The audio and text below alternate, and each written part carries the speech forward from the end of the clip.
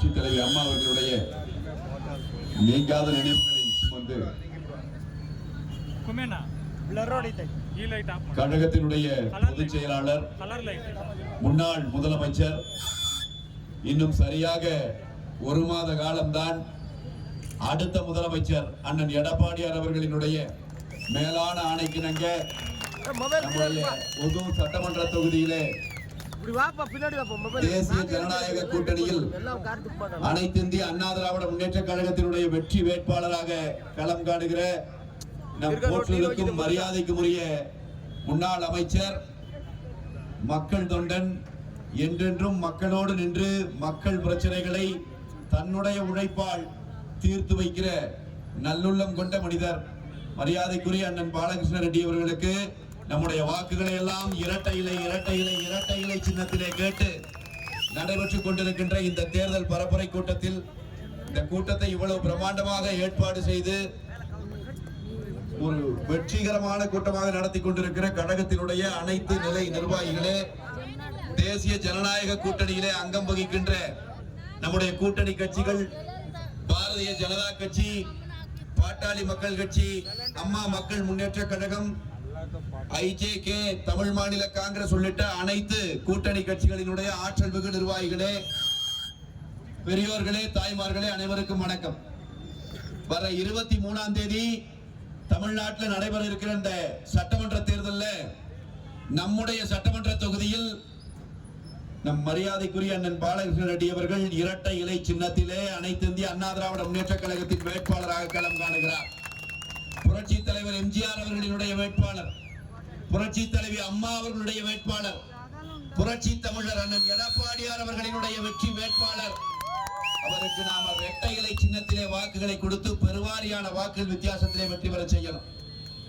அநேகமாக நாம் இப்பொழுது தமிழ்நாடு முழுவதும் பார்க்கிற அந்த கருத்து கணிப்புகளிலும் சரி, எல்லா விஷயத்திலையும் சரி, நாம் உறுதியா சொல்லலாம், ஒசூர் தொகுதி ஏற்கனவே வெற்றி பெற்றுவிட்ட தொகுதி. இங்கே கூடியிருக்கிற அன்பு மக்கள், என்னுடைய அன்பு சொந்தங்களுக்கு நான் சொல்லுவேன், வெற்றி பெற்றோம் என்கிற செய்தி மட்டுமல்ல, லட்சம் வாக்குகள் வித்தியாசத்தில் வென்றோம் என்கிற வரலாற்று சிறப்பு மிக்க செய்தியை நாம் கொடுக்க வேண்டும். அன்பான பெரியோர்களே, இந்த 5 ஆண்டு காலமாக தமிழ்நாட்டில் நடந்து கொண்டிருக்கிற காட்டாட்சி தர்பாரை தயவு கூர்ந்து மனதிலே சிந்தித்து பார்த்து நாம் வாக்களிக்கணும். எப்படியான ஆட்சி இன்னைக்கு ஸ்டாலினுடைய ஆட்சி? இந்த 5 வருஷத்துல அம்மா தாய்மார்கள் இத்தனை பேர் நிக்கிறீங்க. இதே ஸ்டாலின் போன ஆண்டு தேர்தல் பிரச்சாரம் செய்து வரும்போது 2021ல என்ன சொன்னார்? நாங்கள் ஆட்சிக்கு வந்துட்டோம்னா நம்ம வீட்டுல கரண்ட் பில்லு கணக்கு எடுக்கிறா இல்லைங்களா, 2 மாசத்துக்கு ஒருக்கா கணக்கு எடுக்கிறத மாசம் ஒரு முறை கணக்கு எடுப்பேன்னு சொன்னார். நாம கேட்டோம், மாசம் ஒரு முறை கரண்ட் பில்லு கணக்கு எடுத்தா என்ன ஆகும்னு கேட்டோம். ஸ்டாலின் சொன்னார், நீங்க கட்டுற கரண்ட் பில்லு பாதியா குறையும் சொன்னாரா இல்லைங்களா? இன்னைக்கு 5 வருஷம் ஆட்சி முடிஞ்சிருச்சு, கரண்ட் பில்லு பாதியா குறைஞ்சிருச்சா?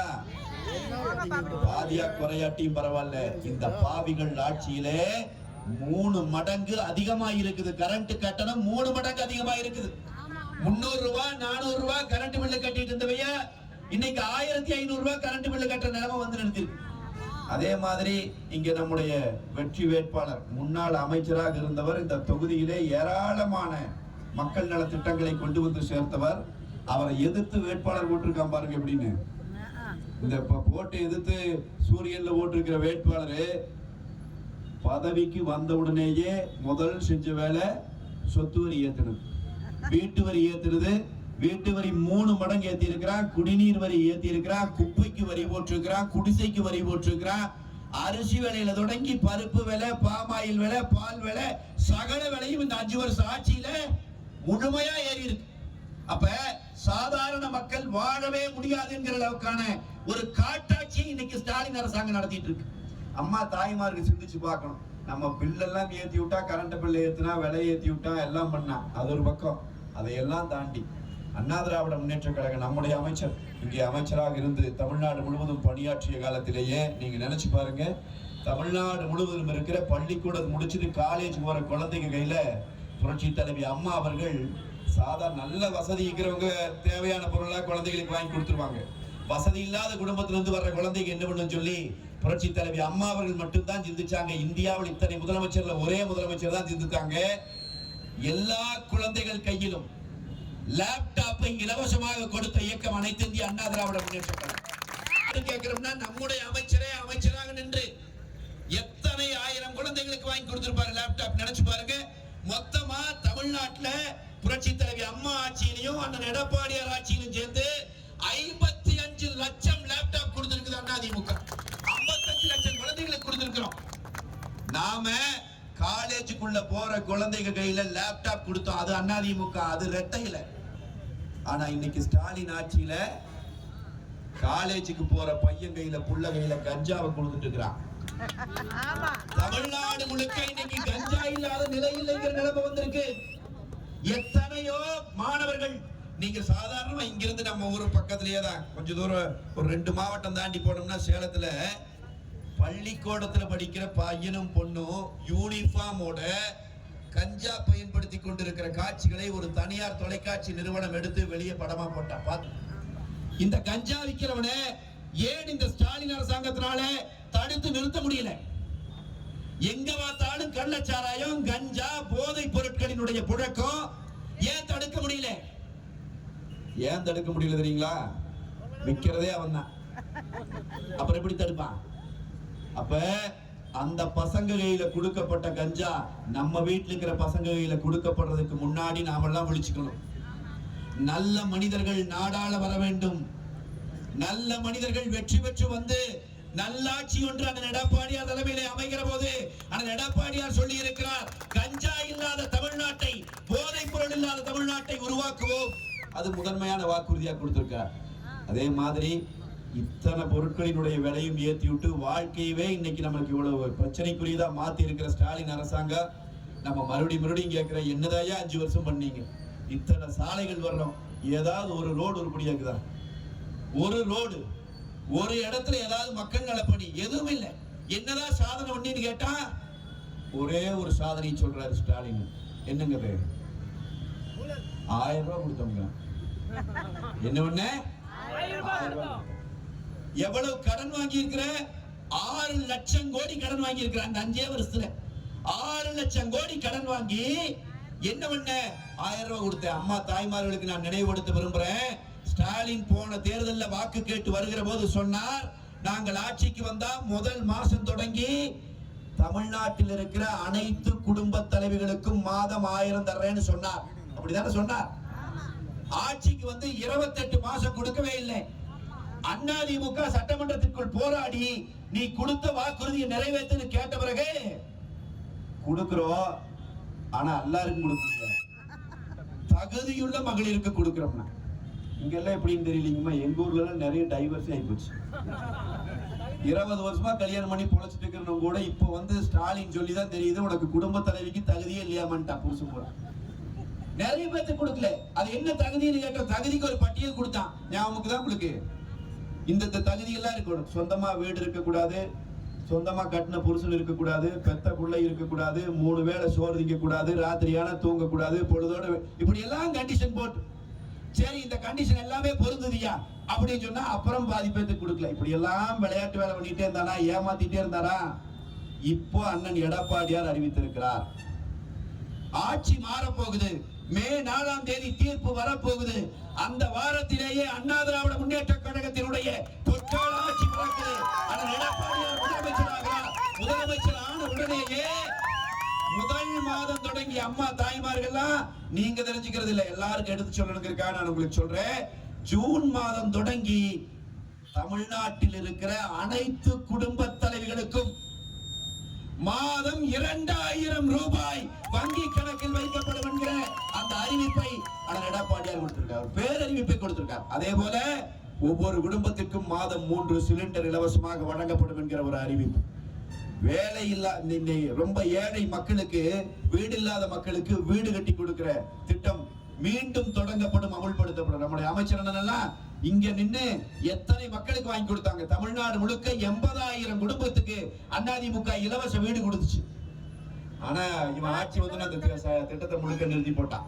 கணக்கான பெண்களுக்கு தாலிக்கு தங்கம் திட்டம் புரட்சி தலைவி அம்மா கொடுத்தாங்க, புரட்சி தலைவர் எடப்பாடியார் கொடுத்தாங்க. இவன் ஆட்சி வந்தோன்னு அதை முழுமையா நிறுத்திட்டான். இப்ப அண்ணன் எடப்பாடியார் சொல்லி இருக்கிறார், மீண்டும் அந்த திட்டம் தொடரும். தாலிக்கு தங்கம் தருவதோடு மட்டுமல்ல, திருமணத்தின் போது அந்த மணமகனுக்கும் மணமகளுக்கும் பட்டு சேலையும் பட்டு வேட்டி சட்டையும் கொடுத்து இந்த அரசு திருமணத்தை நடத்தும் என்பதை அண்ணன் எடப்பாடியார் அவர்கள் இப்பொழுது உத்தரவாதமாக கொடுத்திருக்கிறார். அதே போல அம்மா தாய்மார்கள் எல்லாருக்கும் எடுத்து சொல்லணும், இவன் நிறைய ஸ்டாலின் அரசாங்கம் மக்களை உறிஞ்சிட்டான். சொத்து வரி, குடிநீர் வரி எல்லா வரியும் ஏத்தி விட்டு இப்ப அண்ணன் எடப்பாடியார் என்ன நினைக்கிறாருன்னா, ஆட்சிக்கு வந்த உடனே மக்களிடமிருந்து சுரண்டப்பட்ட இந்த பணத்தை மக்களுக்கே திருப்பி தரணும் நினைக்கிறார். அதனாலதான் அறிவிச்சிருக்கிறார், ஆட்சிக்கு வந்த உடனேயே முதல் மாதத்திலேயே ஒவ்வொரு குடும்பத்திற்கும் 10,000 ரூபாய் வழங்கப்படும் என்கிற அறிவிப்பை கொடுத்திருக்கிறார். இதெல்லாம் நாம் அறிவிப்பா கொடுத்து இந்த ஸ்டாலின் மாதிரி ஏமாத்தி போற ஆளுங்க இல்ல. அதிமுக அம்மா வழியில் நிக்கிற கட்சி. கொடுத்த வாக்குறுதி அத்தனை நிறைவேற்றுவோம். இப்ப அண்ணன் எடப்பாடியார் இதெல்லாம் அறிவிக்க பயந்து போயிட்டார் ஸ்டாலின். பயந்து போய் என்ன பண்றாரு, அண்ணன் எடப்பாடியார் அறிவிச்சிட்டு வெளியே வர்றாரு. 3 நாள் தான். 3 நாள் கழிச்சு திடீர்னு காலையில தூங்கி எந்திரிக்கிறோம், 5,000 ரூபாய் விழுகுது அக்கௌண்ட்ல. வந்துச்சே இல்லைங்களாமா? எதுக்கு 5,000 போட்டேன்னு கேட்டா 3,000 அட்வான்ஸா. 3,000 ரூபாய்க்கு அட்வான்ஸா நாம நிறுத்திடுவோமா? கொடுக்க சொன்னதே நாம தான். மீதி 2,000 எதுக்குன்னு கேட்டோம். எதுக்குங்க? வெயில் அடிக்குதுல. போன வருஷமெல்லாம் மே மாசம் குழுக்குழு இருந்துச்சா? எல்லாம் மே மாசம் வெயில் அடிக்குது. அப்ப ஏன் இந்த வருஷம் 2,000 கொடுத்த? ஏன்னா தேர்தல் வருது. தான் கொள்ளையடித்த பணத்திலே இருந்து கொஞ்சத்தை பிச்சு போட்டா மக்கள் அதை வாங்கிட்டு மீண்டும் வாக்களிப்பான்னு ஸ்டாலின் நினைக்கிறாரு. அதனால கொடுத்தார்.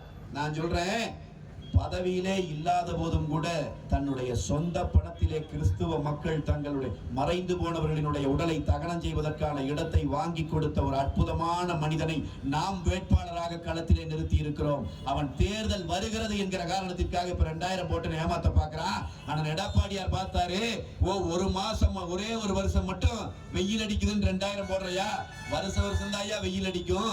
அதனால எந்த வருஷம் வெயில் அடிச்சாலும் எங்கள் மக்கள் பாதிக்கப்படாமல் இருப்பதற்காக அனைத்து வீடுகளுக்குள்ளும் நிரந்தரமாக வைத்துக் கொள்ளுகிற வகையிலே ஒவ்வொரு வீட்டுக்கும் ஃப்ரிட்ஜ் கொடுக்கிறங்கிற அறிவிப்பை எடப்பாடியார் அவர்கள்.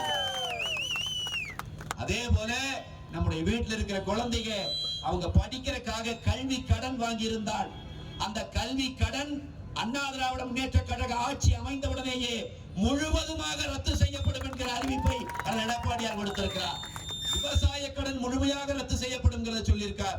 அம்மா தாய்மார்களுக்கு எல்லாம் நான் வணங்கி கேட்டுட்டு போறது, இந்த நலத்திட்டங்கள் எல்லாம் கட்டாயம் நடக்கும். இப்ப திமுக காரன் என்ன பண்றான்னா, ஊடா கூப்பன் கொடுத்துட்டு தெரியுறான். இன்னைக்கு பேப்பர்ல வந்திருக்குது, எடுத்து பாருங்க. போலியா கூப்பன் கொடுக்குறான், பொய் கூப்பன். அது எங்க கூட்டு போனாலும் செல்ல மாட்டேங்குது. ஆனா அதை கொடுத்து என்ன நினைக்கிறான், இப்போ வாங்கிடலாம்னு நினைக்கிறான். நம்ம தொகுதியில அவன் கூப்பன் இல்ல, ஊடா அவன் கொண்டு வந்து ஊடே எழுதி வச்சுட்டு போனாலும் அண்ணன் பாலகிருஷ்ண ரெட்டி அவர்களை நெருங்கி கூட பார்க்க முடியாது, தொட்டு கூட பார்க்க முடியாது. வெற்றி நிச்சயம், நாம் வெற்றி பெறுகிறோம். ஆனா லட்ச வாக்குகள் வித்தியாசத்தில் வெற்றி பெறணும்னா நீங்க செய்ய வேண்டியது, அன்பு தாய்மார்கள், இந்த செய்திகள் எல்லாம் எடுத்து மக்களிடம் சொல்லுங்க. ஒரு கஞ்சா இல்லாத மாநில